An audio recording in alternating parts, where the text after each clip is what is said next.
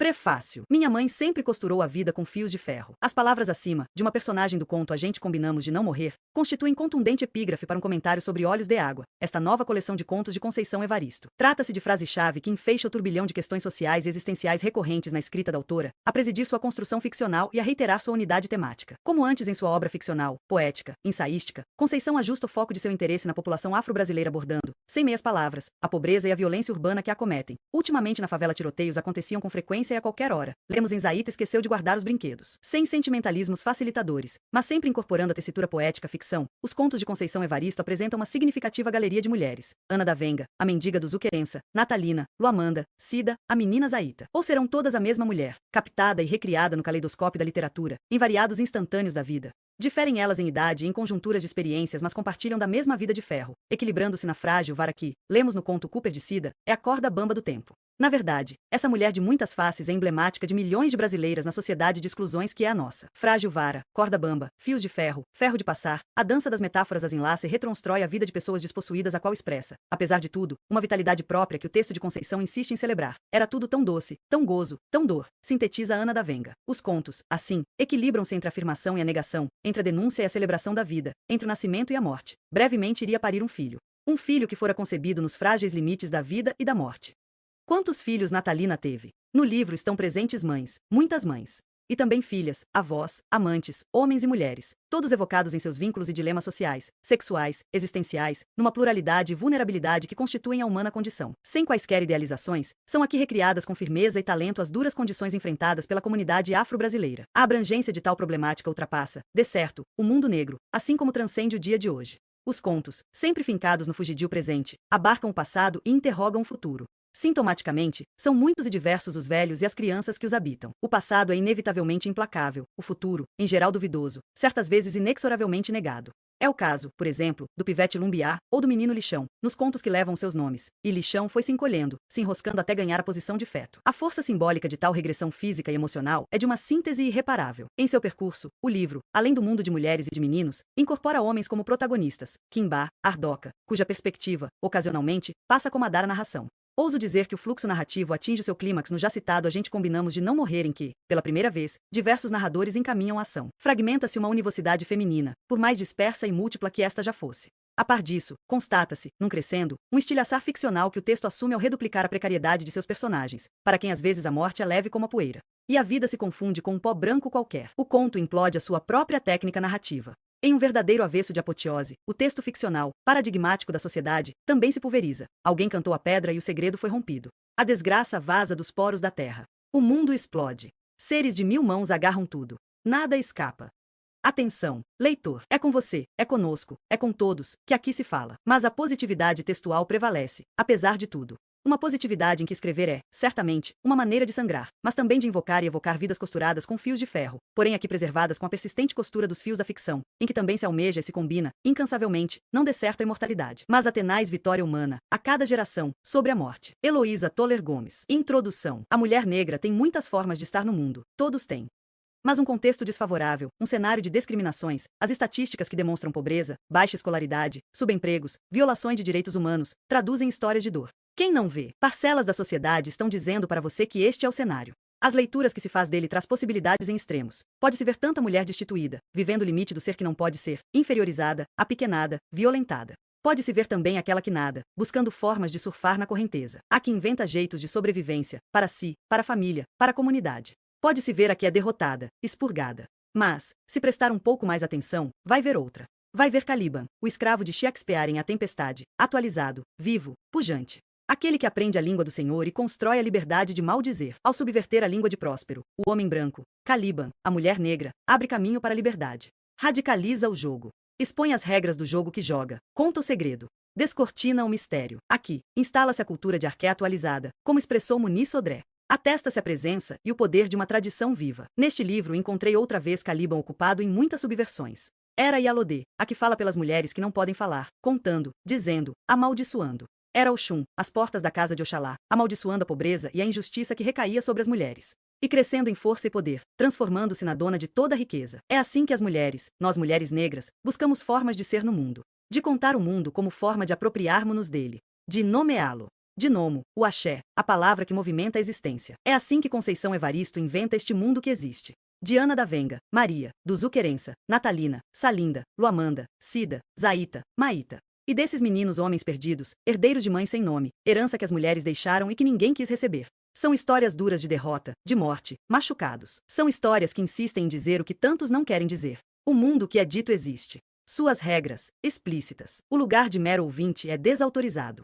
Nesta literatura-cultura, a palavra que é dita reivindica o corpo presente. Ponto que quer dizer ação. Conceição, e Alodê, canta sua cantiga. Conta. Propaga o axé. Aqui, convida-nos a cantar com ela. Fazer existir outro mundo. Eu agradeço. Jurema Werneck. Olhos d'água. Uma noite, há anos, acordei bruscamente e uma estranha pergunta explodiu de minha boca. De que cor eram os olhos de minha mãe?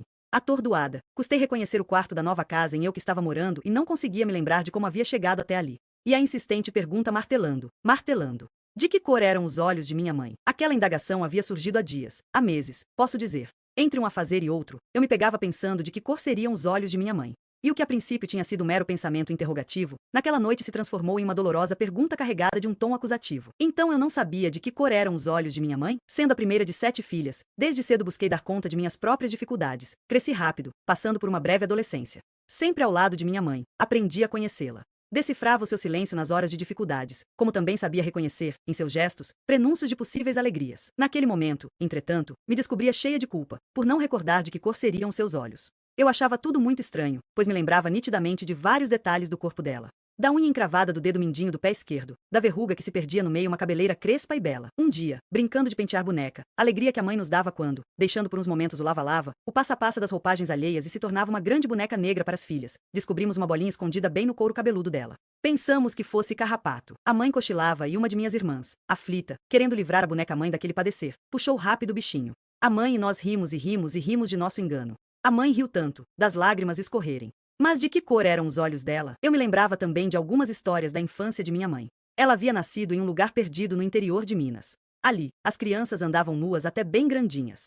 As meninas, assim que os seios começavam a brotar, ganhavam roupas antes dos meninos. Às vezes, as histórias da infância de minha mãe confundiam-se com as de minha própria infância.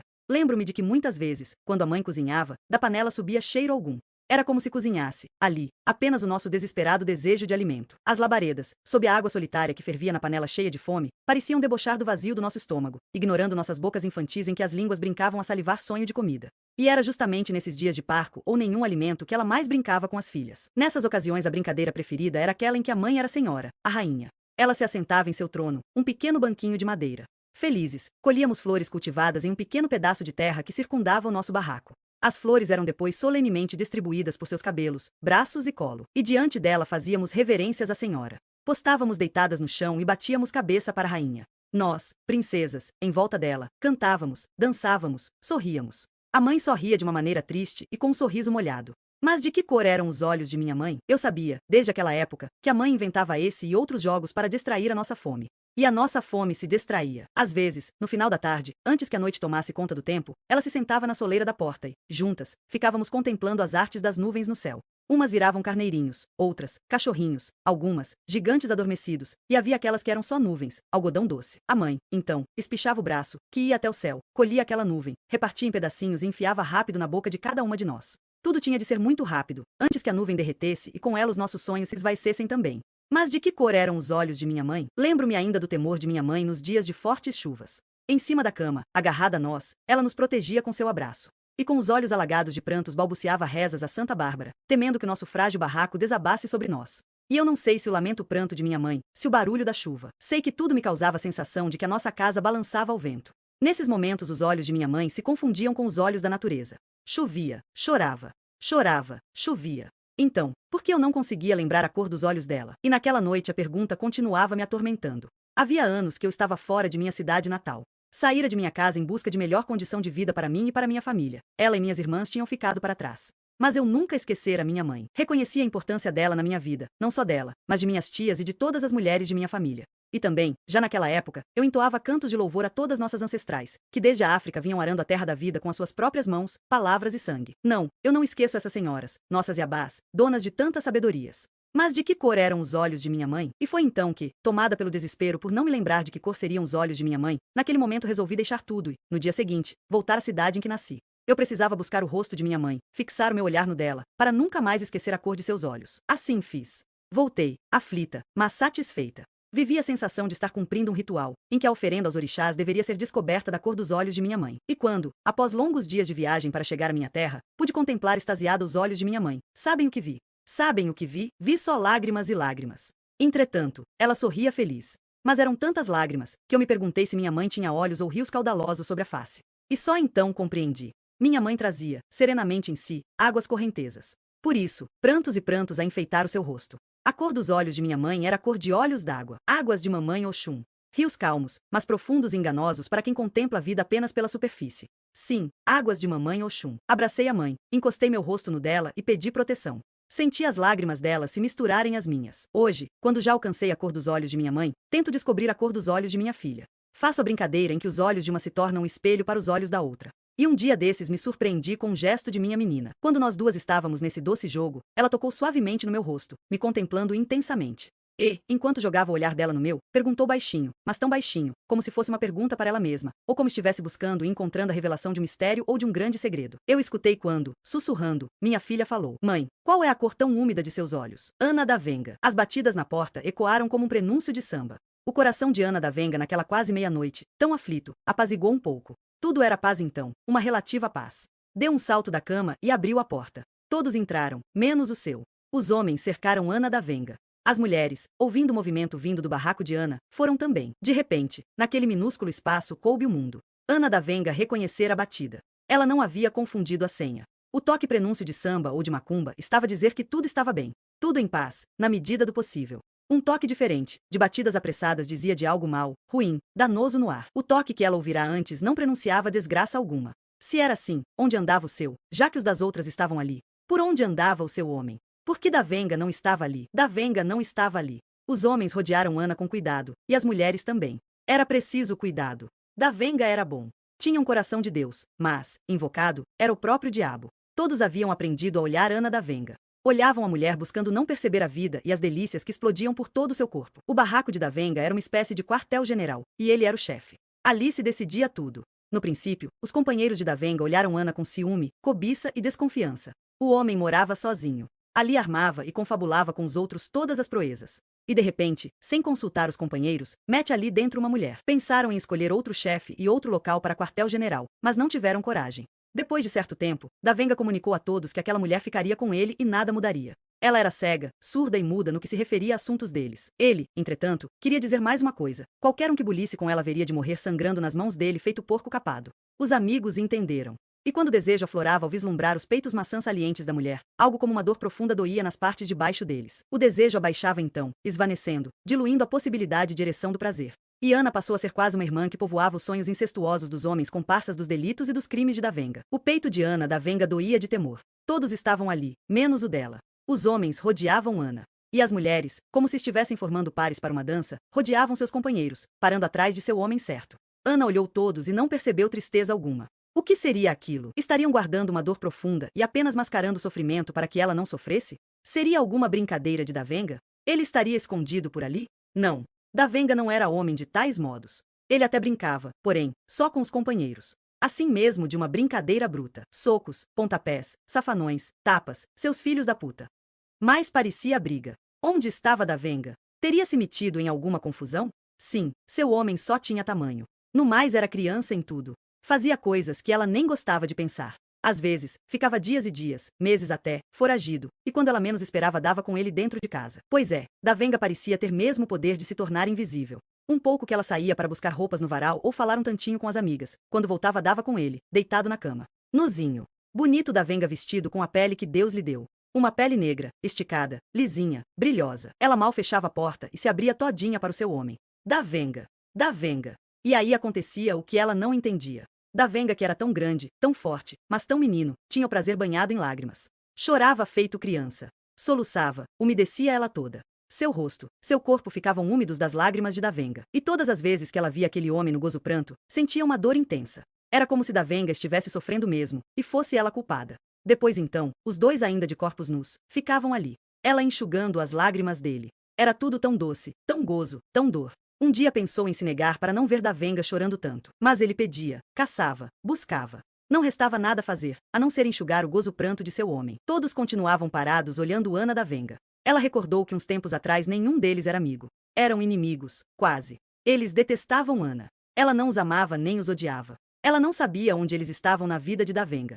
E quando percebeu, viu que não poderia ter por eles indiferença. Teria de amá-los ou odiá-los. Optou por amá-los. Então, foi difícil. Eles não a queriam. Não era do agrado de nenhum deles aquela mulher dentro do quartel-general do chefe, sabendo de todos os segredos. Achavam que da Venga iria se dar mal e comprometer todo o grupo. Mas da Venga estava mesmo apaixonado pela mulher. Quando da Venga conheceu Ana em uma roda de samba, ela estava ali, faceira, dançando macio. Da Venga gostou dos movimentos do corpo da mulher. Ela fazia um movimento bonito e ligeiro de bunda. Estava tão distraída na dança que nem percebeu da Venga olhando insistentemente para ela. Naqueles dias, ele andava com temor no peito. Era preciso cuidado. Os homens estavam atrás dele. Tinha havido um assalto a um banco e o caixa descrevera alguém parecido com ele. A polícia já tinha subido o morro e entrado em seu barraco várias vezes. O pior é que ele não estava metido naquela merda. Seria burro de assaltar um banco ali mesmo no bairro, tão perto dele? Fazia os seus serviços mais longe, e além do mais não gostava de assaltos a bancos.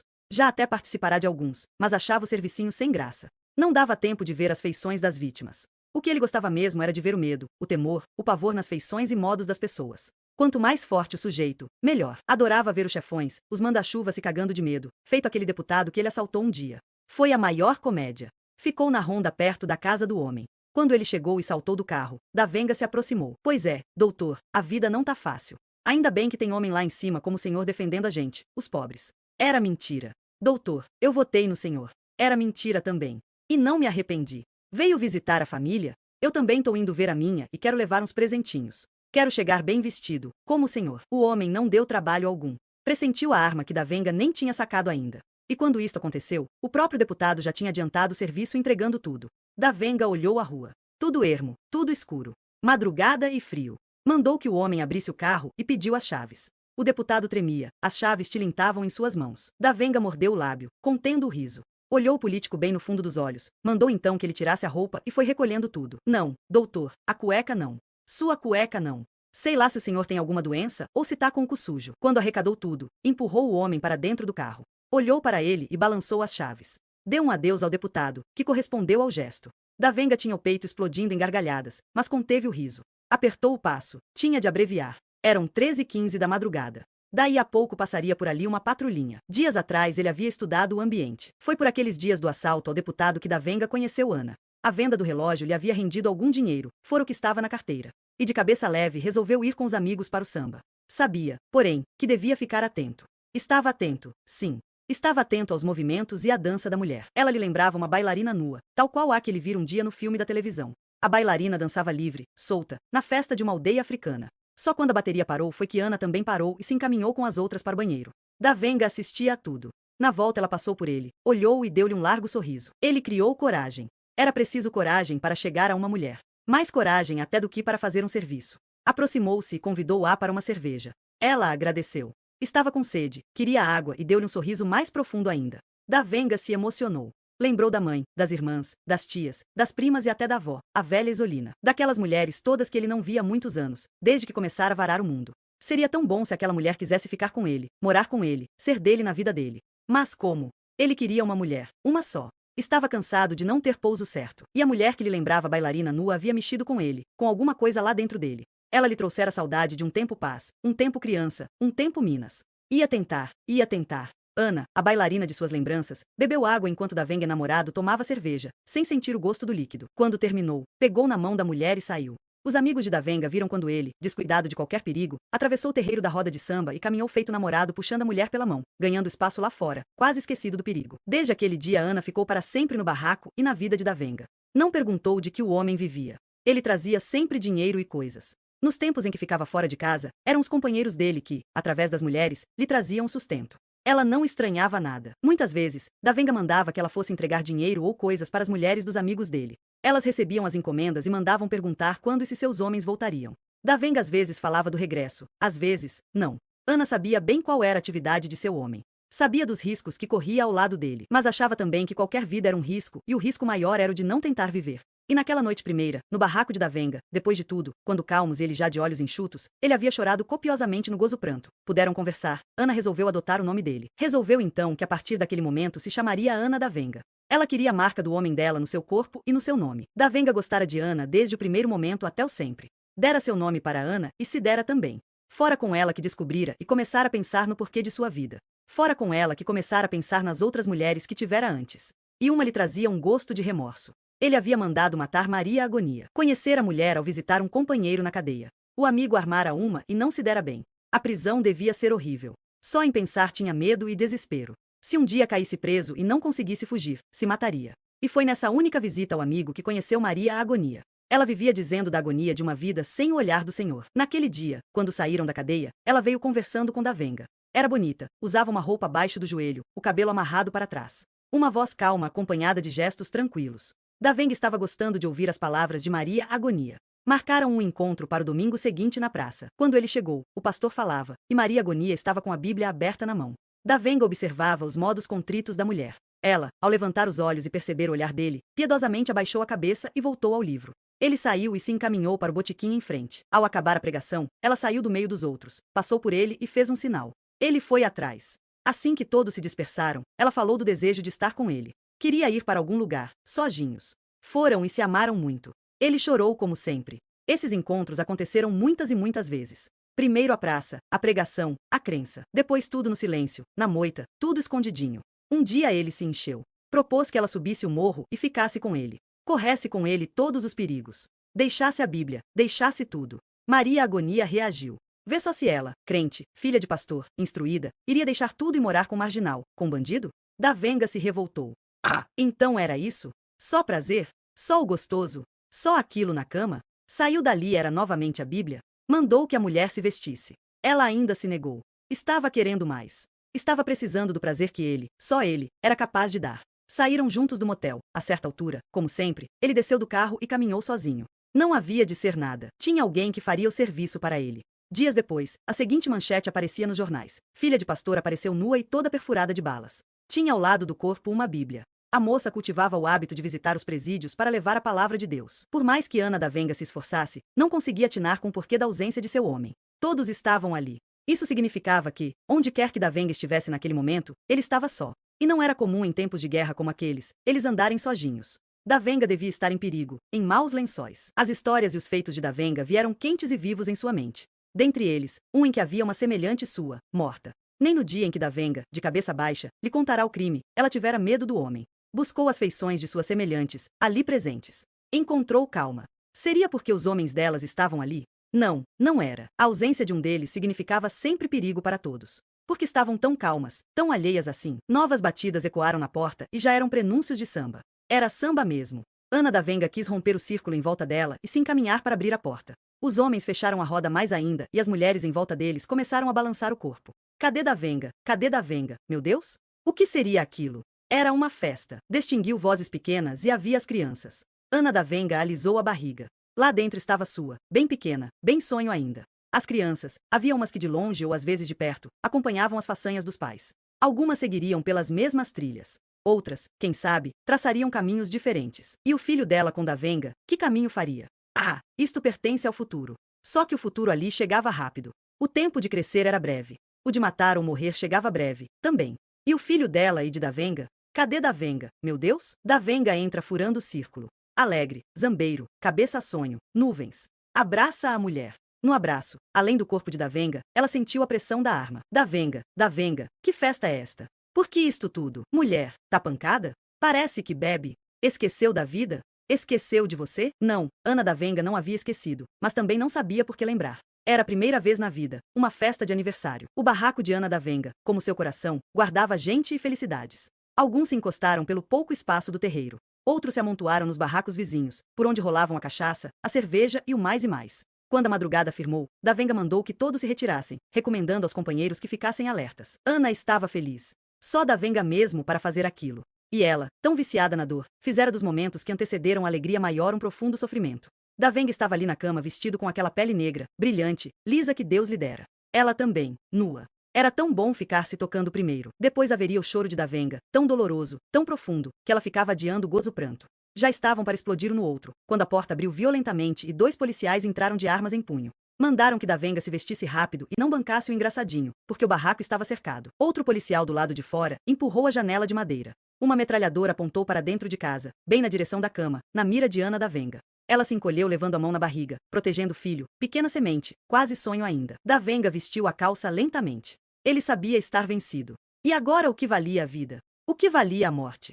Ir para a prisão? Nunca. A arma estava ali, debaixo da camisa que ele ia pegar agora. Poderia pegar as duas juntas. Sabia que este gesto significaria a morte. Se Ana sobrevivesse à guerra, quem sabe teria outro destino. De cabeça baixa, sem encarar os dois policiais à sua frente, Da Venga pegou a camisa e desse gesto se ouviram muitos tiros. Os noticiários depois lamentavam a morte de um dos policiais de serviço. Na favela, os companheiros de Da Venga choravam a morte do chefe e de Ana, que morrera ali na cama, metralhada, protegendo com as mãos um sonho de vida que ela trazia na barriga. Em uma garrafa de cerveja cheia de água, um botão de rosa, que Ana da Venga havia recebido de seu homem, na festa primeira de seu aniversário, 27, se abria. Duzu querença. Duzu lambeu os dedos gordurosos de comida, aproveitando os últimos bagos de arroz que tinham ficado presos debaixo de suas unhas sujas. Um homem passou e olhou para a mendiga, com uma expressão de asco. Ela lhe devolveu um olhar de zombaria. O homem apressou o passo, temendo que ela se levantasse e viesse lhe atrapalhar o caminho. Duzu olhou no fundo da lata, encontrando apenas o espaço vazio. Insistiu ainda. Diversas vezes levou a mão lá dentro e retornou com o imaginário alimento que jogava prazerosamente à boca. Quando se fartou deste sonho, arrotou satisfeita, abandonando a lata na escadaria da igreja e caminhou até mais adiante, se afastando dos outros mendigos. Agachou-se quieta. Ficou por algum tempo olhando o mundo. Sentiu um início de cãibra nas pernas, ergueu-se pela metade, acocorando-se de novo. Estava mesmo ficando velha, pensou. Levantou devagar. Olhou para trás, viu os companheiros seus estirados, depois do almoço, contemplando o meio-dia. Ensaiou e mudou os passos, cambaleante e insegura feito criança que começa a andar. Sorriu da lerdeza e da cãibra que insistiam. A perna estava querendo falhar. Ela é que não ia ficar ali assentada. Se as pernas não andam, é preciso ter asas para voar. Quando Duzu chegou pela primeira vez na cidade, ela era menina, bem pequena. Viera numa viagem de trem, dias e dias. Atravessara terras e rios. As pontes pareciam frágeis. Ela ficava o tempo todo esperando o trem cair. A mãe já estava cansada. Queria descer no meio do caminho. O pai queria caminhar para o amanhã. O pai de Duzu tinha nos atos a marca da esperança. De pescador que era, sonhava um ofício novo. Era preciso aprender outros meios de trabalhar. Era preciso também dar outra vida para a filha. Na cidade havia senhoras que empregavam meninas. Ela podia trabalhar e estudar. Duzu era caprichosa e tinha cabeça para a leitura. Um dia sua filha seria pessoa de muito saber. E a menina tinha sorte. Já vinha no rumo certo. Uma senhora que havia arrumado trabalho para a filha de Zé Nogueira ia encontrar com eles na capital. Duzu ficou na casa da tal senhora durante muitos anos. Era uma casa grande de muitos quartos. Nos quartos moravam mulheres que Duzu achava bonitas. Gostava de ficar olhando para os rostos delas. Elas passavam muitas coisas no rosto e na boca. Ficavam mais bonitas ainda. Duzu trabalhava muito. Ajudava na lavagem e na passagem da roupa. Era ela também quem fazia a limpeza dos quartos. A senhora tinha explicado a Duzu que batesse nas portas sempre. Batesse forte e esperasse o pode entrar. Um dia Duzu esqueceu e foi entrando. A moça do quarto estava dormindo. Em cima dela dormia um homem. Duzu ficou confusa. Por que aquele homem dormia em cima da moça? Saiu devagar, mas antes ficou olhando um pouco os dois. Estava engraçado. Estava bonito. Estava bom de olhar. Então resolveu que nem sempre ia bater nas portas dos quartos. Nem sempre ia esperar o pode entrar. Algumas vezes ia entrar entrando. E foi no entrar entrando que Duzu viu várias vezes homens dormindo em cima das mulheres. Homens acordados em cima das mulheres. Homens mexendo em cima das mulheres. Homens trocando de lugar com as mulheres. Gostava de ver aquilo tudo. Em alguns quartos a menina era repreendida. Em outros, era bem aceita. Houve até aquele quarto em que o homem lhe fez um carinho no rosto e foi abaixando a mão lentamente. A moça mandou que ele parasse. Não estava vendo que ela era uma menina? O homem parou. Levantou embrulhado no lençol.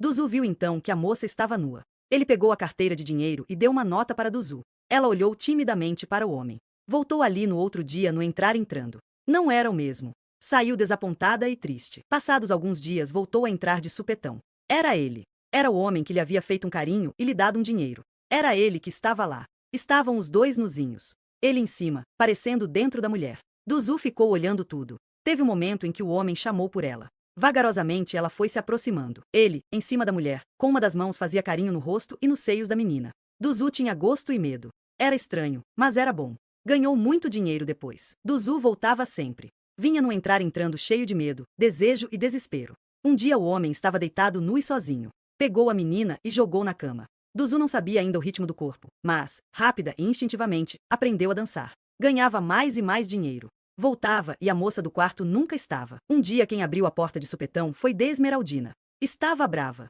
Se a menina quisesse deitar com o homem podia. Só uma coisa ela não ia permitir: mulher deitando com homem, debaixo do teto dela, usando quarto e cama, e ganhando dinheiro sozinha. Se a menina era esperta, ela era mais ainda. Queria todo o dinheiro e já. Duzu naquele momento entendeu o porquê do homem lhe dar dinheiro. Entendeu o porquê de tantas mulheres e de tantos quartos ali. Entendeu o porquê de nunca mais ter conseguido ver a sua mãe e o seu pai, e de nunca Esmeraldina ter cumprido a promessa de deixá-la estudar. E entendeu também qual seria a sua vida. Ia ficar. Ia entrar entrando sem saber quando e por que parar. Dona Esmeraldina arrumou um quarto para Duzu, que passou a receber homens também. Criou fregueses e fama. Duzu morou ali muitos anos e de lá partiu para outras zonas. Acostumou-se aos gritos das mulheres apanhando dos homens, ao sangue das mulheres assassinadas. Acostumou-se às pancadas dos cafetões, aos mandos e desmandos das cafetinas. Habituou-se à morte como uma forma de vida. Os filhos de Duzu foram muitos. 9. Estavam espalhados pelos morros, pelas zonas e pela cidade. Todos os filhos tiveram filhos. Nunca menos de 2. Dentre os seus netos 3 marcavam assento maior em seu coração. 3 netos lhe abrandavam os dias. Angélico, que chorava porque não gostava de ser homem. Queria ser guarda penitenciário para poder dar fuga ao pai. Tático, que não queria ser nada. E a menina Querença, que retomava sonhos e desejos de tantos outros que já tinham ido. Duzu entrou em desespero no dia em que soube da morte de Tático. Ele havia sido apanhado de surpresa por um grupo inimigo. Era tão novo. 13 anos. Tinha ainda voz e jeito de menino. Quando ele vinha estar com ela, passava às vezes a noite ali. Disfarçava. Pedia a bênção. Ela sabia, porém, que ele possuía uma arma e que a cor vermelho-sangue já se derramava em sua vida. Com a morte de Tático, Duzu ganhou nova dor para guardar no peito. Ficava ali, amuada, diante da porta da igreja. Olhava os santos lá dentro, os homens cá fora, sem obter consolo algum. Era preciso descobrir uma forma de ludibriar a dor. Pensando nisto, resolveu voltar ao morro, lá onde durante anos e anos, depois que ela havia deixado a zona, fora morar com os filhos. Foi retornando ali que Duzu deu de brincar de faz de conta. E foi aprofundando nas raias do delírio que ela se agarrou para viver o tempo de seus últimos dias. Duzu olhou em volta, viu algumas roupas no varal. Levantou com dificuldades e foi até lá. Com dificuldade maior ainda, ficou nas pontinhas dos pés abrindo os braços. As roupas balançavam ao sabor do vento. Ela, ali no meio, se sentia como um pássaro que ia por cima de tudo e de todos. Sobrevoava o morro, o mar, a cidade. As pernas doíam, mas possuía asas para voar. Duzu voava no alto do morro. Voava quando perambulava pela cidade. Voava quando estava ali sentada à porta da igreja. Duzu estava feliz. Havia se agarrado aos delírios, entorpecendo a dor, e foi se misturando às roupas do varal que ela ganhara asas e assim viajava, voava, distanciando-se o mais possível do real. Estava chegando uma época em que o sofrer era proibido. Mesmo com toda a dignidade ultrajada, mesmo que matassem os seus, mesmo com a fome cantando no estômago de todos, com o frio rachando a pele de muitos, com a doença comendo o corpo, com o desespero diante daquele viver-morrer, por maior que fosse a dor, era proibido sofrer. Ela gostava deste tempo. Alegrava-se tanto. Era o carnaval. E já havia até imaginado a roupa para o desfile da escola. Ela viria na ala das baianas. Estava fazendo uma fantasia linda. Catava papéis brilhantes e costurava pacientemente em seu vestido esmulambado. Um companheiro mendigo havia lhe dito que sua roupa, assim tão enfeitada de papéis recortados em forma de estrelas, mais parecia roupa de fada do que de baiana. Duzu reagiu. Quem disse que estrela era só para as fadas? Estrela era para ela, Duzu. Estrela era para Tático, para Angélico. Estrela era para menina Querença, moradia nova, bendito Aiê, onde ancestrais e vitais sonhos haveriam de florescer e acontecer. Duzu continuava enfeitando a vida e o vestido. O dia do desfile chegou. Era preciso inaugurar a folia. Despertou cedo. Foi e voltou. Levantou voo e aterrissou. E foi escorregando brandamente em seus famintos sonhos que Duzu visualizou seguros plantios e fartas colheitas. Estrelas próximas e distantes existiam e insistiam. Rostos dos presentes se aproximavam. Faces dos ausentes retornavam. Vó Alafaia, vô Quilian, tia Bambene, seu pai, sua mãe, seus filhos e netos. Menina Querença adiantava-se mais e mais. Sua imagem crescia, crescia. Duzu deslizava em visões e sonhos por um misterioso e eterno caminho. Menina Querença, quando soube da passagem da avó Duzu, tinha acabado de chegar da escola. Subitamente se sentiu assistida e visitada por parentes que ela nem conhecera e de quem só ouvirá contar as histórias. Buscou na memória os nomes de alguns. Alafaia, Quilian, Bambene. Escutou os assobios do primo Tático lá fora chamando por ela. Sorriu pesarosa. Havia uns 3 meses que ele também tinha ido. Querença desceu o morro recordando a história de sua família, de seu povo. A avó Duzu havia ensinado para ela a brincadeira das asas, do voo. E agora estava ali deitada nas escadarias da igreja. E foi no delírio da avó, na forma alucinada de seus últimos dias, que ela, Querença, haveria de sempre umedecer seus sonhos para que eles florescessem e se cumprissem vivos e reais. Era preciso reinventar a vida, encontrar novos caminhos. Não sabia ainda como. Estava estudando, ensinava as crianças menores da favela, participava do grupo de jovens da associação de moradores e do grêmio da escola. Intuía que tudo era muito pouco. A luta devia ser maior ainda. Menina Querença tinha 13 anos, como seu primo Tático que havia ido por aqueles dias. Querença olhou novamente o corpo magro e a fantasia da avó. Desviou o olhar e entre lágrimas contemplou a rua. O sol passado de meio-dia estava colado no alto do céu. Raios de luz agrediam o asfalto. Mistérios coloridos, cacos de vidro, lixo talvez, brilhavam no chão. Maria estava parada há mais de meia hora no ponto do ônibus. Estava cansada de esperar. Se a distância fosse menor, teria ido a pé. Era preciso mesmo ir se acostumando com a caminhada. O preço da passagem estava aumentando tanto. Além do cansaço, a sacola estava pesada. No dia anterior, no domingo, havia tido festa na casa da patroa. Ela levava para casa os restos. O osso do pernil e as frutas que tinham enfeitado a mesa. Ganhará as frutas e uma gorjeta. O osso, a patroa ia jogar fora. Estava feliz, apesar do cansaço. A gorjeta chegará numa hora boa. Os 2 filhos menores estavam muito gripados. Precisava comprar xarope e aquele remedinho de desentupir nariz. Daria para comprar também uma lata de Toddy. As frutas estavam ótimas e havia melão. As crianças nunca tinham comido melão. Será que os meninos iriam gostar de melão? A palma de uma de suas mãos doía. Tinha sofrido um corte, bem no meio, enquanto cortava o pernil para a patroa. Que coisa! Faca laser corta até a vida. Quando o ônibus apontou lá na esquina, Maria abaixou o corpo, pegando a sacola que estava no chão entre as suas pernas. O ônibus não estava cheio, havia lugares. Ela poderia descansar um pouco, cochilar até a hora da descida. Ao entrar, um homem levantou lá de trás, do último banco, fazendo um sinal para o trocador. Passou em silêncio, pagando a passagem dele e de Maria. Ela reconheceu o homem. Quanto tempo, que saudades! Como era difícil continuar a vida sem ele. Maria sentou-se na frente. O homem sentou-se a seu lado. Ela se lembrou do passado. Do homem deitado com ela. Da vida dos 2 no barraco. Dos primeiros enjoos. Da barriga enorme que todos diziam gêmeos, e da alegria dele. Que bom! Nasceu. Era um menino. E haveria de se tornar um homem. Maria viu, sem olhar, que era o pai de seu filho. Ele continuava o mesmo. Bonito, grande, o olhar assustado não se fixando em nada e em ninguém. Sentiu uma mágoa imensa. Por que não podia ser de uma outra forma? Por que não podiam ser felizes? E o menino, Maria? Como vai o menino? Cochichou o homem. Sabe que sinto falta de vocês? Tenho um buraco no peito, tamanha a saudade. Tô sozinho. Não arrumei, não quis mais ninguém. Você já teve outros filhos? A mulher baixou os olhos como que pedindo perdão. Ela teve mais 2 filhos, mas não tinha ninguém também. Ficava, apenas de vez em quando, com um ou outro homem. Era tão difícil ficar sozinha. E dessas deitadas repentinas, loucas, surgiram os 2 filhos menores. E veja só, homens também. Homens também? Eles haveriam de ter outra vida. Com eles tudo haveria de ser diferente. Maria, não te esqueci. Tá tudo aqui no buraco do peito. O homem falava, mas continuava estático, preso, fixo no banco. Cochichava com Maria as palavras, sem entretanto virar para o lado dela. Ela sabia o que o homem dizia. Ele estava dizendo de dor, de prazer, de alegria, de filho, de vida, de morte, de despedida. Do burraco saudade no peito dele. Desta vez ele cochichou um pouquinho mais alto. Ela, ainda sem ouvir direito, adivinhou a fala dele. Um abraço, um beijo, um carinho no filho. E logo após, levantou rápido sacando a arma. Outro lá atrás gritou que era um assalto. Maria estava com muito medo. Não dos assaltantes.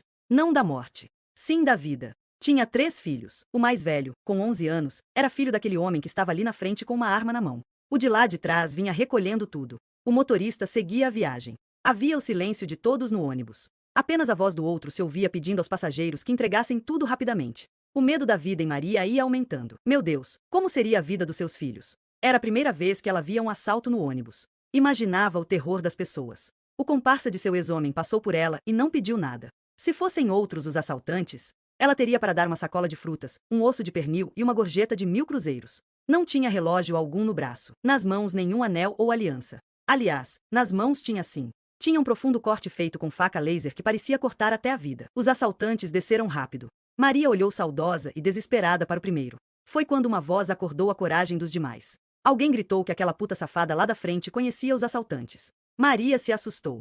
Ela não conhecia assaltante algum. Conhecia o pai de seu primeiro filho. Conhecia o homem que tinha sido dela e que ela ainda amava tanto. Ouviu uma voz. Negra safada, vai ver que estava de coleio com os 2. Outra voz vinda lá do fundo do ônibus acrescentou. Calma, gente. Se ela estivesse junto com eles, teria descido também. Alguém argumentou que ela não tinha descido só para disfarçar. Estava mesmo com os ladrões. Foi a única a não ser assaltada. Mentira, eu não fui e não sei porquê. Maria olhou na direção de onde vinha a voz e viu um rapazinho negro e magro, com feições de menino e que relembravam vagamente o seu filho. A primeira voz, a que acordou a coragem de todos, tornou-se um grito. Aquela puta, aquela negra safada estava com os ladrões. O dono da voz levantou e se encaminhou em direção a Maria. A mulher teve medo e raiva. Que merda! Não conhecia assaltante algum. Não devia satisfação a ninguém. Olha só, a negra ainda atrevida, disse o homem, lascando um tapa no rosto da mulher. Alguém gritou, lincha, lincha, lincha. Uns passageiros desceram e outros voaram em direção a Maria. O motorista tinha parado o ônibus para defender a passageira. Calma, pessoal. Que loucura é esta? Eu conheço esta mulher de vista. Todos os dias, mais ou menos neste horário, ela toma o ônibus comigo. Está vindo do trabalho, da luta para sustentar os filhos. Lincha, lincha, lincha. Maria punha sangue pela boca, pelo nariz e pelos ouvidos. A sacola havia arrebentado e as frutas rolavam pelo chão. Será que os meninos iriam gostar de melão? Tudo foi tão rápido, tão breve. Maria tinha saudades de seu ex-homem. Por que estavam fazendo isto com ela? O homem havia segredado um abraço, um beijo, um carinho no filho. Ela precisava chegar em casa para transmitir o recado. Estavam todos armados com facas a laser que cortam até a vida. Quando o ônibus esvaziou, quando chegou a polícia, o corpo da mulher estava todo dilacerado, todo pisoteado. Maria queria tanto dizer ao filho que o pai havia mandado um abraço, um beijo, um carinho. Quantos filhos Natalina teve? Natalina alisou carinhosamente a barriga. O filho pulou lá de dentro respondendo ao carinho. Ela sorriu feliz. Era sua quarta gravidez, e o seu primeiro filho. Só seu. De homem algum, de pessoa alguma. Aquele filho ela queria, os outros não. Os outros eram como se tivessem morrido pelo meio do caminho. Foram dados logo após e antes até do nascimento. As outras barrigas ela odiara. Não aguentava se ver estufando, pesada, inchada e aquele troco, aquela coisa mexendo dentro dela. Ficava com o coração cheio de ódio. Enjoava e vomitava muito durante quase toda a gravidez. Na terceira, vomitou até na hora do parto. Foi a pior gravidez para Natalina. Pior até do que a primeira, embora fosse ainda quase uma menina quando pariu o primeiro filho. Brincava gostoso quase todas as noites com seu namoradinho e quando deu fé, o jogo prazeroso brincou de pique-esconde lá dentro de sua barriga. A mãe desesperada perguntou se ela queria o filho e se Bilico queria também. Ela não sabia responder por ele. Sabia, porém, que ela, Natalina, não queria. Que a mãe a perdoasse, não batesse nela, não contasse nada para o pai. Que fizesse segredo até para o Bilico. Ela estava com ódio e vergonha. Bilico nunca mais brincaria com ela. Ele não ia querer uma menina que estivesse esperando um filho. Que a mãe ficasse calada. Ela ia dar um jeito naquilo. Natalina sabia de certos chás. Várias vezes vira a mãe beber. Sabia também que às vezes os chás resolviam, outras vezes, não. Escutava a mãe comentar com as vizinhas. Ei, fulana, o troço desceu. E soltava uma gargalhada aliviada de quem conhecia o valor da vida e o valor da morte. Natalina preparou os chás e tomou durante vários dias. Ela ficava em casa cuidando dos irmãos menores. Ia fazer 14 anos. Uma coisa estava lá dentro da barriga dela e ia crescer. Crescer até um dia arrebentar no mundo. Não, ela não queria. Precisava se ver livre daquilo. A menina estava começando a ficar desesperada. Tomava os chás e não resolvia. Um dia a mãe perguntou-lhe como estava indo tudo. Ela não respondeu. A mãe entendeu a resposta muda da filha. Agora ela mesma é quem ia preparar os chás. Como haveria de criar mais uma criança? O que fazer quando o filho da menina nascesse? Na casa já havia tanta gente. Ela, o marido e 7 crianças.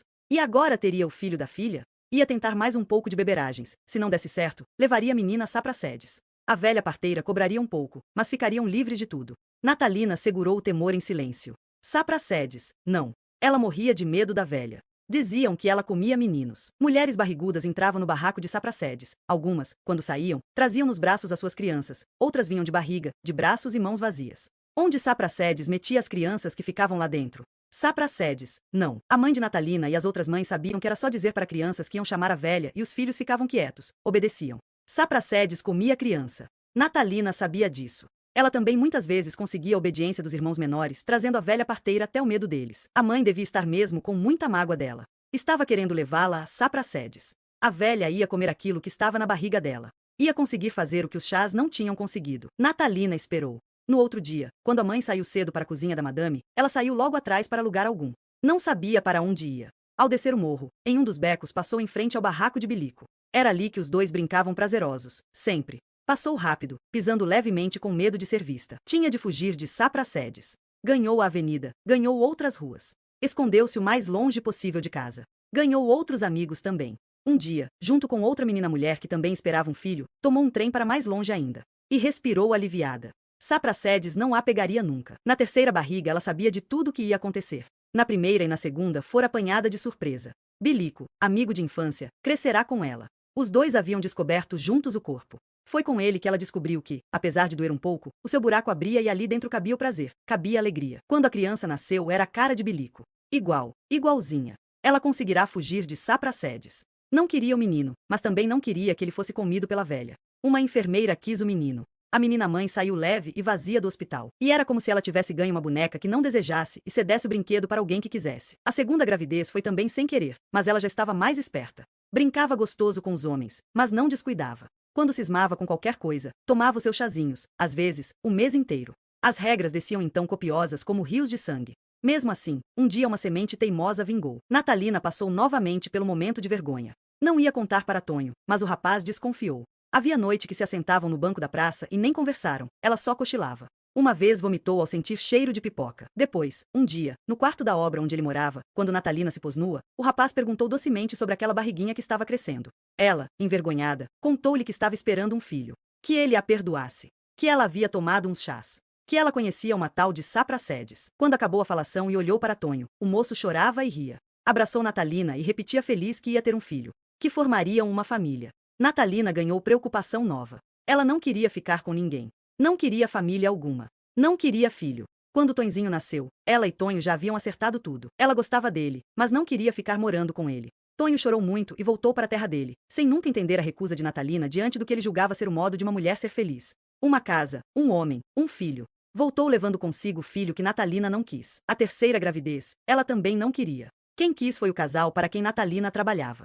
Os dois viviam bem. Viajavam de tempos em tempos e quando regressavam davam sempre festas. Ela gostava de trabalhar ali. Era tudo muito tranquilo, ficava sozinha tomando conta do apartamento. Cozinhava, passava, lavava, mas só para si. A casa parecia ser só dela. Um dia, enquanto divagava em seus sonhos de pretensa dona, o telefone tocou. Era a patroa que ligava do estrangeiro, em prantos, lhe pedia ajuda.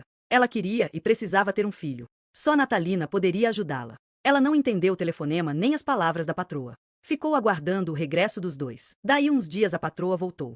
Natalina ouviu e entendeu tudo. A mulher queria um filho e não conseguia. Estava desesperada e envergonhada por isso. Ela e marido já haviam conversado. Era só a empregada fazer um filho para o patrão. Elas se pareciam um pouco. Natalina só tinha um tom de pele mais negro. Um filho do marido com Natalina poderia passar como sendo seu. Natalina lembrou-se de Sapracedes comendo crianças. Vai ver que a velha, um dia, comeu o filho desta mulher e ela nem sabia. Lembrou da primeira criança que tivera e que nem tinha visto direito, pois fora direto para as mãos coração da enfermeira que seria mãe. Lembrou da segunda que ela deixará com o Tonho, pai feliz.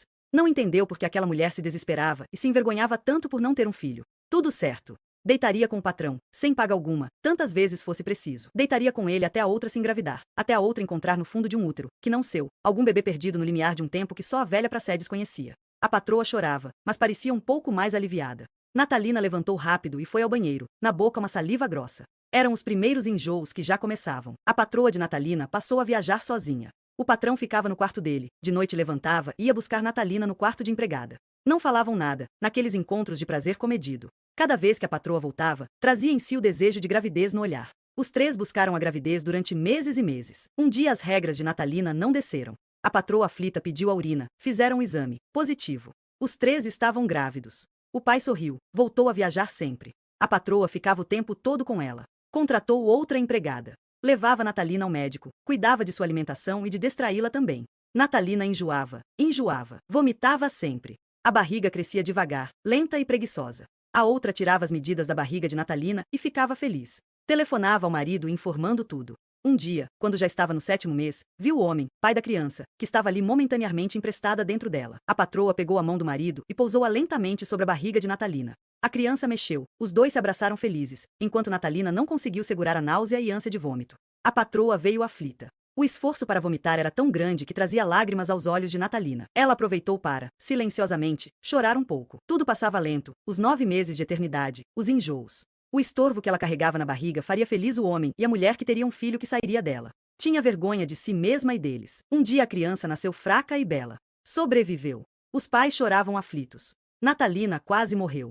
Tinha os seios vazios, nenhum vestígio de leite para amamentar o filho da outra. Para o seu próprio alívio foi esquecida pelos dois. A 4ª gravidez de Natalina não lhe deixava em dívida com pessoa alguma. Não devia o prazer da descoberta ao iniciar-se mulher, como tinha sido nos encontros com Bilico. Não devia nada, como na segunda barriga, quando ficou devedora diante da inteireza de Tonho, que se depositava pleno sobre ela, esperando que ela fosse viver com ele dias contínuos de um casal que acredita ser feliz. Não era devedora de nada, como na terceira, ao se condoer de uma mulher que almejava sentir o útero se abrir em movimento de flor criança. Doou sua fertilidade para que a outra pudesse inventar uma criação, e se tornou depositária de um filho alheio. Não, dessa vez ela não devia nada a ninguém. Se aquela barriga tinha um preço, ela também tinha tido seu, e tudo tinha sido feito com uma moeda bem valiosa. Agora teria um filho que seria só seu, sem ameaça de pai, de mãe, de Sapracedes, de companheiro algum ou de patrões.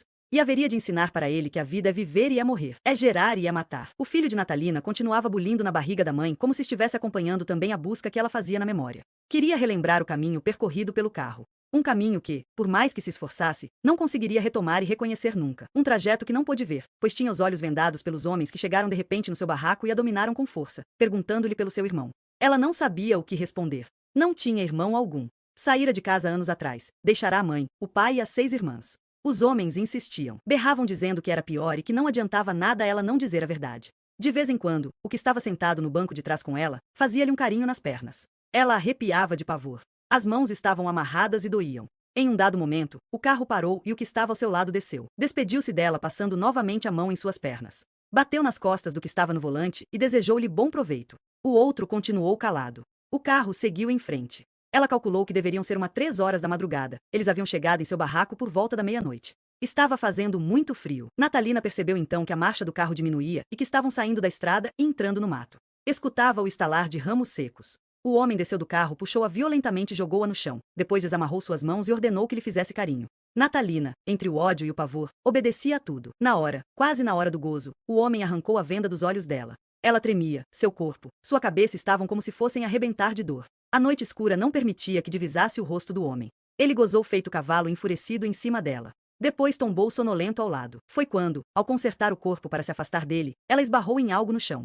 Pressentiu era a arma dele. O movimento foi rápido. O tiro foi certeiro e tão próximo que Natalina pensou estar se matando também. Fugiu. Guardou tudo só para ela. A quem dizer? O que fazer? Só que guardou mais do que o ódio, a vergonha, o pavor, a dor de ter sido violentada. Guardou mais do que a coragem da vingança e da defesa. Guardou mais do que a satisfação de ter conseguido retomar a própria vida.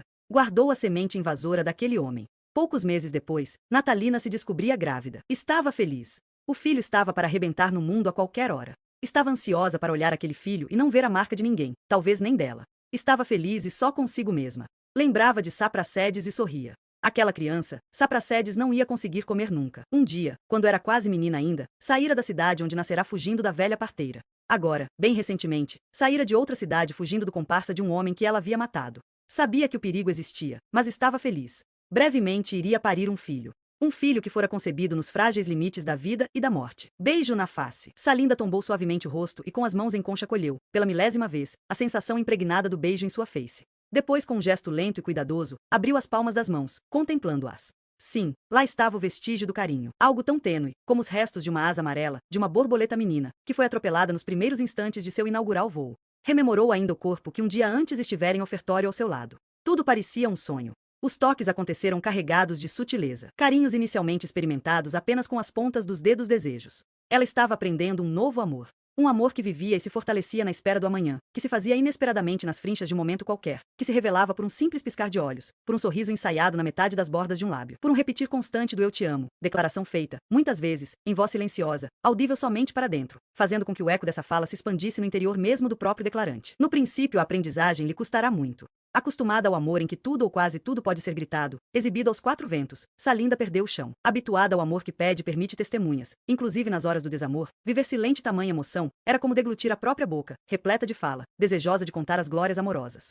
E por que não gritar, não pichar pelos muros, não expor em outdoor a grandeza do sentimento? Não, não era a ostentação que aquele amor pedia. O amor pedia o direito de amar, somente. Salinda tentou guardar em si as lembranças e retomar a rotina. Era preciso viver a calma e o desespero como se nada estivesse acontecendo. Havia quase um ano que a felicidade lhe era servida em conta-gotas. Pequenas gotículas que guardavam a força e a parecência de reservatórios infindos, de represas de felicidade inteira. Mesmo estando entupida de alegria, com uma canção a borbulhar no peito, Salinda precisava embrutecer o corpo, os olhos, a voz.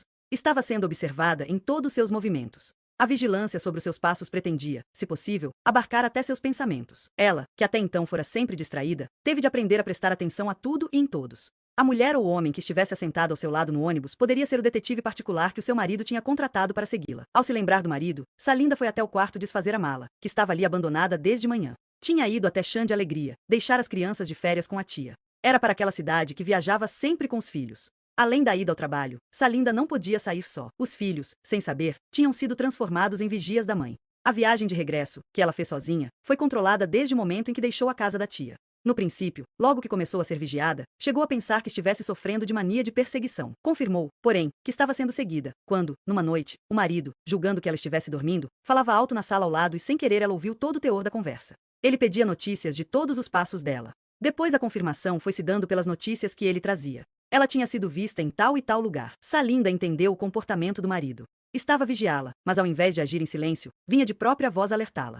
Era como se ele buscasse retardar um encontro com a verdade. Aos poucos as ameaças feitas pelo marido, as mais diversificadas e cruéis, foram surgindo. Tomar as crianças, matá-la ou suicidar-se deixando uma carta culpando-a, Salinda. Por isso, vinha anos adiando um rompimento definitivo com ele. Tinha medo, sentia-se acuada, embora às vezes pensasse que ele nunca faria nada, caso ela o deixasse de vez. Aprenderá, desde então, certas artimanhas, sondava terreno, procurava saídas. Aos poucos foi se fortalecendo, criando defesas, garantindo pelo menos o seu espaço íntimo. Tia Vandu, enchendo a alegria, era a única pessoa que adivinhou o sofrimento de Salinda, acolheu seu segredo e se tornou cúmplice. Era na casa da tia que os encontros aconteciam. De noite, depois das crianças, desconhecendo o que se passava com a mãe, dormirem, Salinda, no quarto destinado a ela, podia se dar, receber, se ter e ser para ela mesma e para mais alguém. Tia Vandu era guardiã do novo e secreto amor de Salinda. Salinda desfazia a mala relembrando seu regresso de chã da alegria. Voltava para casa trazendo lembranças entalhadas na memória. Jogou algumas roupas no tanque, outras, ainda úmidas do desejo que brincava nos corpos amantes. Para essas, ela inventou um esconderijo. Queria a preservação do tesouro, que as peças mofassem sob a ação do tempo íntimo de sua esperança. Havia 2 tempos fundamentais na vida de Salinda. Um tempo em que o marido estava envolvido e cada vez mais se diluía, e o tempo em que o novo amor se solidificava. Daí uns minutos, o homem chegaria. Poderia vir calmo, amigo como nos bons tempos de namoro e ainda durante alguns anos de casada. Sim, tinha sido dele, o lugar do cálido amor de adolescente. Foi ele a primeira pessoa, que a tornou apta e ávida para todos os demais amores que ela veio a ter. Podia chegar também amargo, agressivo, infeliz, querendo arranhar a face da felicidade dela. Vinha então com as perguntas de sempre. O que ela fizera durante os anos em que, ainda solteiros, terminaram o namoro e se separaram? Quem era o homem, pai da primeira filha dela? Porque depois de tanto tempo afastada, ela aceitou voltar e se casar com ele. E assim aos poucos, Salinda foi percebendo que nunca deveria ter assumido novamente uma relação com ele. Reconhecia, entretanto, que antes, tanto na época do namoro da juventude como na do próprio casamento, eles haviam experimentado tempos felizes. A mala ia sendo desfeita lentamente enquanto tempos distintos amalgamavam-se em suas lembranças. A imagem dos filhos voltou à sua mente. Estavam de férias, e a melhor companhia para eles no momento era, sem dúvida, a tia Vandu. Um misto de tia-avó, mãe e amiga. A casa sem as crianças tinha o silêncio que brincava matreiramente nos cômodos. A ausência de qualquer som transportou-a novamente para os poucos dias vividos em chã de alegria. No dia anterior tinha levantado cedo guardando no rosto e no corpo as marcas do encontro vivido na noite. Feliz cantou, soltou a voz pelas terras de chã de alegria. As crianças acordaram ao som da ave-mãe que não estava presa na gaiola. A mais velha, menina se maturando mulher, olhou Salinda nos olhos e sorriu. Ela recolheu o sorriso da filha e percebeu na atitude da menina uma possível cumplicidade, que esperançosamente guardou e aguardou poder realizar um dia. Distraída em desarrumar a mala e em reviver várias lembranças, Salinda não percebeu o avançar das horas. Quando deu por si já era noite. Estranhou o silêncio e a ausência do marido. Ele não tinha ido buscá-la na rodoviária, mas, assim que ela chegou, recebeu um telefonema dele dizendo que estava na casa da mãe. Ela, admirada, gostou. Depois de longos anos, ia poder ficar sozinha. Havia uns 5 anos, desde que ele desconfiou dela com um colega de trabalho, um inferno na relação dos dois havia se instaurado. Das perguntas maldosas feitas de maneira agressiva surgiu uma vigilância severa e constante que se transformou em uma quase prisão domiciliar. Ela respondeu com um jogo aparentemente passivo. Fingiu ignorar. Era apenas uma estratégia de sobrevivência. Ensaiava maneiras de se defender aguardando as crianças crescessem um pouco mais. Quando foi iniciado o cárcere doméstico, a menina que ele havia assumido como filha desde os 11 meses tinha 13 anos. Mas por que o marido estava demorando tanto? Ela começava a se atormentar. O que estava por trás daquela ausência tão silenciosa? O que tinha acontecido? O que estava para acontecer? E sua vida secreta? Será que o segredo havia sido descoberto de alguma forma? Salinda tinha viajado com as crianças. Sair com os filhos não levantava suspeição alguma. E quando qualquer desconfiança acontecia, o marido aplicava suas táticas interrogativas. As crianças eram conclamadas a falar exaustivamente sobre o passeio. Inocentemente narravam tudo, felizes por estarem conversando com o pai. Salinda se lembrou das ameaças do marido. Preferiu desacreditar que ele tivesse coragem suficiente para qualquer decisão. Entretanto, não se tranquilizou. Alguma coisa estava acontecendo. Levantou aflita procurando cigarros. Buscou uma caixa fósforos que deixou cair no chão. O ligeiro barulho da caixa caindo no solo retumbou como uma bomba atômica, e Chanfelice se desenhou em sua mente. Tinha ido ao circo com as crianças em um dos dias que ficará na casa da tia. Estava mais entusiasmada do que elas. Bem cedo, quando a manhã ainda estava no nascedouro, ela gozou antecipadamente a doce aflição que sentiria à tarde ao deparar-se com o equilibrista. No circo, o momento que Salinda mais gostava era o de vigiar a acrobacia do bailarino na corda bamba. Naquele dia, quem se apresentava era uma mulher. Salinda vigiou os passos cambaleantes da moça tentando se aprumar sobre um tão fino e quase imperceptível fio. Ela sabia que, qualquer passo em falso, a mulher estaria chamando a morte. Por um momento pediu para que tudo se rompesse. E, como equilibrista, ela mesma sentiu um gosto de morte na boca, mas logo se recuperou mordendo novamente o sabor da vida.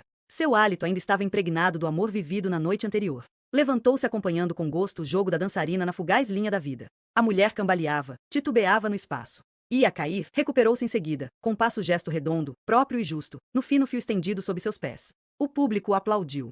Vozes infantis norteavam a alegria dos demais. Salinda saiu vitoriosa do circo. A ausência e o silêncio do marido continuavam. O telefone tocou. Levantou preparada. Sabia que era ele. Do outro lado do fio, com uma voz forçosamente calma, o marido anunciou que já sabia de tudo. Perguntou se ela havia esquecido de que os olhos da noite podem não ser somente estrelas.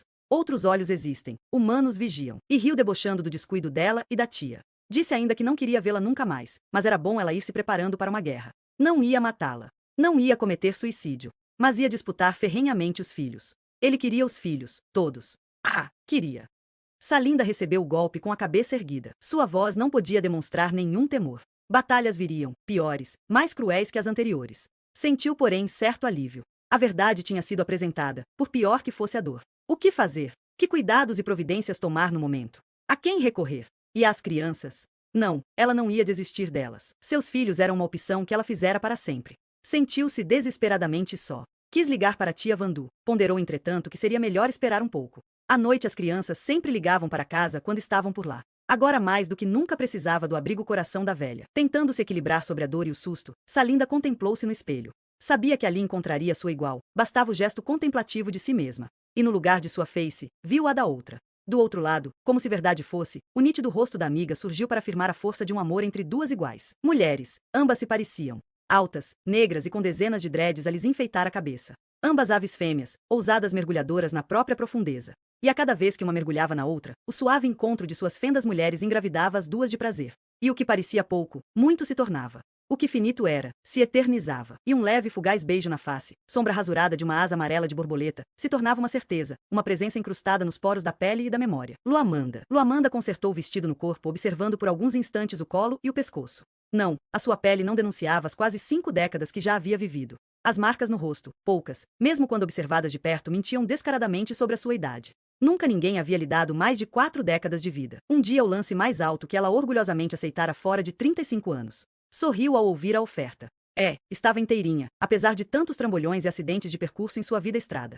Luamanda, companheira, mulher. Havia dias em que era tomada de uma nostalgia intensa. Era a lua mostrar-se redonda no céu, Luamanda na terra se desmilinguia todinha. Era como se algo derretesse no interior dela e ficasse gotejando bem na altura do coração. Levava a mão ao peito e sentia a pulsação da vida desenfreada, louca. Taquicardia. Tardio seria, ou mesmo haveria um tempo em que as necessidades do amor seriam todas saciadas. Ela iniciará cedo na busca, menina, muito menina ainda. Lembrava-se da primeira paixão. Sentimento esquivo, onde se misturavam revistas em quadrinhos, giz colorido, partilha de pão com salame e um epílogo cruel dramatizado pela surra que levará da mãe. O amor dói. Na época pensou que a dor de amor era tanta, porque tinha 11 anos e um corpo-coração pequeno. E desejou crescer. Entre um pelo e outro que nasciam em suas axilas e sobre o seu pubis ensaiou e experimentou sorrisos, acenos distantes, piscar de olhos, troca de desenhos, cartas mal escritas borradas com os dedos trêmulos de amores platônicos. O amor é terra morta? Um dia, aos 13 anos, a cama do gozo foi arrumada em pleno terreno baldio. A lua espiava no céu denunciando com a sua luz um corpo confuso de uma quase menina, de uma quase mulher. Corpo-coração espetado por um falo, também estreante. Um menino que se fazia homem ali, a inaugurar em Luamanda o primeiro jorro, fora de suas próprias masturbantes mãos. E ambos se lambuzavam festivamente um no corpo do outro. Luamanda chorando de prazer. O gozo dor entre as suas pernas lacrimevaginava no falo entumecido do macho menino, em sua vez primeira no corpo de uma mulher. O amor é terremoto? Depois, em outro tempo, quando já acumulada de várias vivências, ela deparou-se com um homem que viria inaugurar novos ritos em seu corpo. Uma sensação estranha, algo como um jorro de água ou um tapa inesperado caiu sobre o rosto de Luamanda, ao avistá-lo pela primeira vez. Ele sorriu. Ela sentiu o sorriso desgrudando da face dele e mordendo lá dentro dela. O coração de Luamanda coçou e palpitou, embora a cara da lua nem estivesse escancarada no céu. Não fazia mal, a lua viria depois. E veio, várias vezes. Lua cúmplice das barrigas luas de Luamanda. Vinha para demarcar o tempo grávido da mulher e expulsar, em lágrimas amnióticas e sangue, os filhos. 5.